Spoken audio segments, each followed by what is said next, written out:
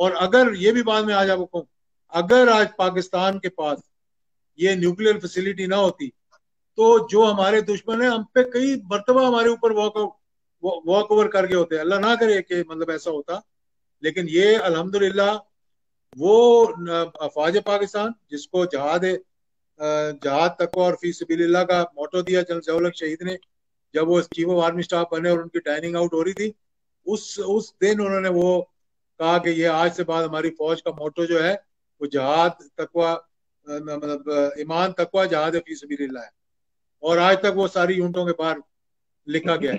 تو انہوں نے اس فوج کو، انہوں نے اس ملک کو جو کہ نیوکلیئر بنایا، اور جس زمانے میں چاگی کے ٹنل بن رہے تھے جہاں پہ دھماکہ ہوا، کسی نے اس بات کا ذکر نہیں کیا کہ 1979 سے 1983 میں جب ساری دنیا کے سیٹلائٹ دیکھ رہے تھے، پاکستان نے ان کی بھی آنکھوں میں جو ہے وہ دھول ڈالتے ہوئے چاگی کے ٹنل بنا دیے، جہاں پہ 1998 میں جا کر وہ دھماکہ کیا پھر پاکستان نے، اور پھر دنیا کو پتہ لگا کہ ہم جو ہے وہ ایک نیوکلیئر ملک ہے.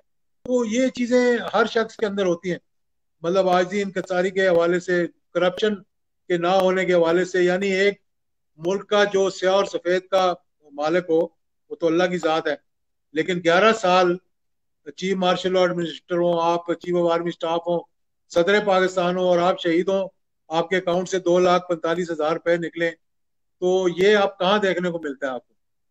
یعنی ایک گھر جو بنایا وہ بھی بینک سے قرضہ لے کے بنایا، اور جو بینک کا قرضہ اتارنا وہ ان کے ذہن پر اتنا بوجھ تھا. وہ کہتے تھے، میری امی سے کہا کرتے تھے، میری والدہ سے تھے کہ یہ پتہ نہیں کس طرح ہمارا قرضہ اترے گا.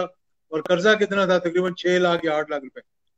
تو میں نے ان کو پھر وہ جب میں بینک میں جاب کر رہا تھا، میں نے اپنی والدہ کو وہ پیسے بھیجے. میں نے کہا یہ آپ اپنا قرضہ واپس کر دیں گے، اس کی پریشانی جو ہے وہ آپ لوگوں کو بڑی رہتی ہے. تو وہ قرضہ تو اتر گیا، لیکن پھر ان کے اوپر ایک اور بوجھ چڑھ گیا.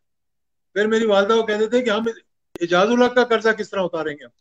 تو یہ اس قسم کی شخصیت جو ہو، جس نے اس قوم کو اپنی اولاد کی طرح سمجھا ہو، اور اللہ کے فضل و کرم سے آپ کو معلوم ہے کہ ان کی شہادت کے بعد پھر جتنی ہماری انویسٹیگیشن ہوئی، شاید ہی کسی کی ہوئی ہو، کیونکہ بہت سی حکومتیں تو جاتی ہیں تو وہ حکومتیں آ جاتی ہیں جو تھوڑا بہت آپس میں رابطہ ہوتا ہے. اب تو نظریہ کوئی بھی نہیں ہے، اب تو مفادات کی سیاست ہے. اب مفادات کے لیے وہ نظریاتی معاملات اب ختم ہو گئے. تو الحمدللہ اس بات پہ ہمیں فخر ہے کہ آج بھی جب میں جاتا ہوں علماء مشائخ کے پاس، بہت سے فنکشنز کے اندر، اور بہت سے پاکستان کے عام آدمی جو ہے، ایک نئی جنریشن اب آگئی، 32 سال ہو گئے اس شہادت کو ان کی، جس کا ابھی تک معلوم نہیں ہو سکا. اور اس وقت میں نے کہا تھا کہ اگر ہم نے معلومات نہیں کی، غلام اسحاق صاحب سے میں ملا تھا، تو میں نے کہا دیکھیں ہمارے والد تو شہید ہو گئے، اور ان کو وہ مقام ملا جس پہ مجھے فخر ہے، میں کہتا ہوں. اور یقین کریں کہ جب میں ان کے جنازے کے ساتھ چل رہا تھا، اور مجھے یقین نہیں تھا یہ اس بات کا، کیونکہ میں ملک سے زیادہ باہر رہا تھا. میں 19 تاریخ کو اگست 1988 کو پاکستان پہنچے، کینیڈا میں تھا جب مجھے یہ اطلاع ملی، اور 19 کو ہم پہنچے، 20 کو جنازہ تھا. کوئی معلوم نہیں تھا کہ ضیاء الحق شہید کا عوام کے اندر کیا پذیرائی ہے، لوگ کس طرح محبت کرتے ہیں، کس طرح پسند کرتے ہیں. اور جب آرمی ہاؤس سے ان کا جنازہ اٹھا کے وہاں صدر لے گئے، وہاں سے انہوں نے ایمبولینس میں ڈالا اور اس کو فیصل ایونیو پہ لے آئے، اور فیصل مسجد لے جا رہے تھے تو 1 کلومیٹر پیچھے اس کو اتار کر کندھا دیا، تو ہم بھی اتر کے ساتھ چلنے لگے.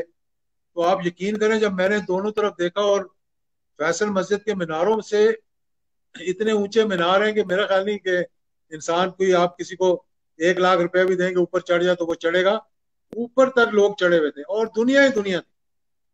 بالکل بالکل. مجھے اللہ تعالیٰ کہتا ہے کہ جس شخص کو آپ نے دیکھنا ہو، جی ہاں، کہ اس کے ایمان کا آپ نے حساب لگانا ہو، تو آپ اس کا جنازہ دیکھ لیں تو آپ کو جنازہ. بالکل بالکل. مجھے بہت اچھی طرح یاد ہے، بہت اچھی طرح یاد ہے. میری عمر اس وقت 10-11 سال تھی، اور جب میں نے ٹیلی ویژن پر وہ جنازہ دیکھا تو مجھے سمجھ میں آیا کہ یہ جو مرد مومن، مرد حق کے جو نعرے لگتے ہیں وہ ایسے نہیں لگتے ہیں. اس کے پیچھے قوم ہے، کوئی نہ کوئی وجہ ہے جس وجہ سے وہ قوم اتنی ساری پیچھے آئی ہوئی ہے.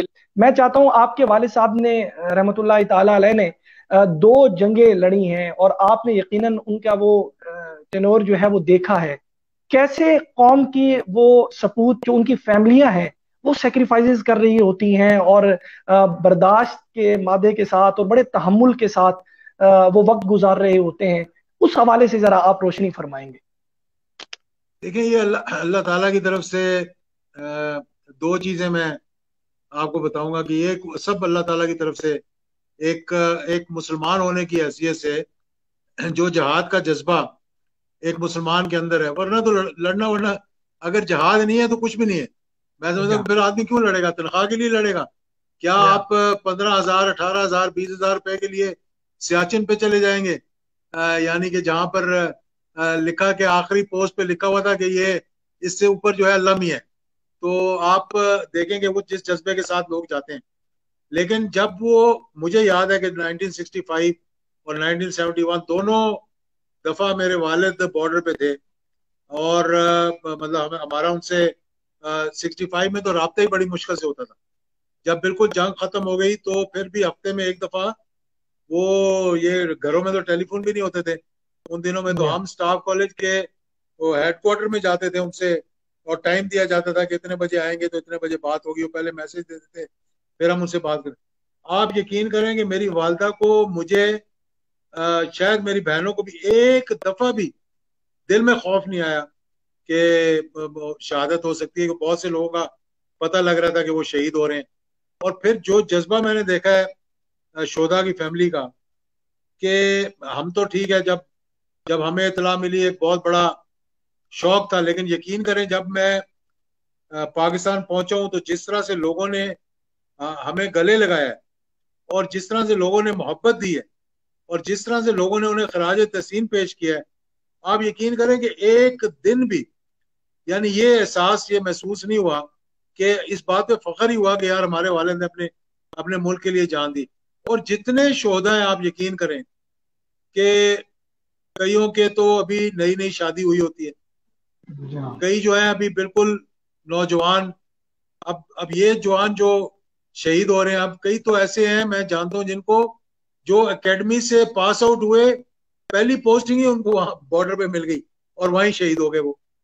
اور بہت سے والدین کو میں ملا ہوں، بڑا الحمدللہ ایک دکھ تو ہوتا ہے بچھڑنے کا، اس میں کوئی شک کی بات نہیں، لیکن اللہ تعالیٰ وہ حوصلہ دیتا ہے، وہ ہمت دیتا ہے کہ انسان کے میں نے ایسے بھی سنا کہ میری خواہش ہے کہ مطلب ان شہداء کے والدین نے مجھے کہا کہ ہماری خواہش ہے کہ ہمارا اور بھی بچے ہوتے تو ہم پاکستان کے لیے ان کو قربان کریں.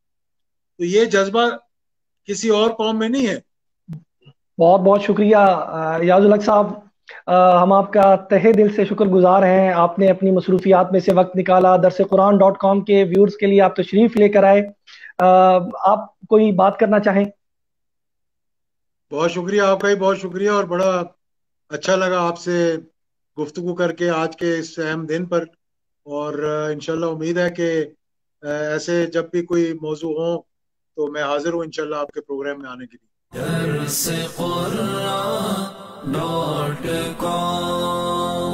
www.darsequran.com